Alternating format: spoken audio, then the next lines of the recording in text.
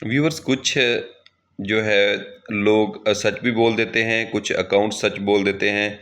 इसी तरह से एक इंडियन अकाउंट है गुड मॉर्निंग इंडिया, उसने एक वीडियो शेयर की जिसमें पाकिस्तानी फाइटर जेट पर इंडियन जो है वो जो बम्बार त्यारे हैं वो फायरिंग कर रहे हैं, नीचे से उनकी तोपें फायरिंग कर रही हैं, लेकिन बिल्कुल एक हीरो की तरह पाकिस्तानी जो फाइटर जेट है वो पायलट जो है वो कमाल महारत दिखाता है और तबाही भी कर रहा है, और जो है वो बचकर निकल भी आता है। और यही कामरान मसीह की पाकिस्तानी पायलट कामरान मसीह की वीडियो है।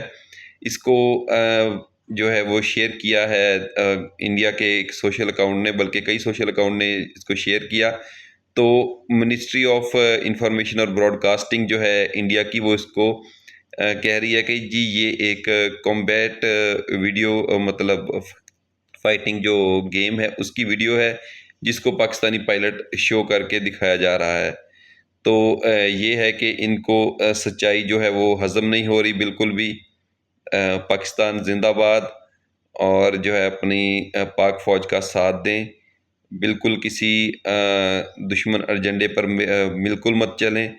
इन हालात में अंदरूनी इख्तलाफात को भूलते हुए अपनी अफवाज और पाकिस्तान का भरपूर साथ दें।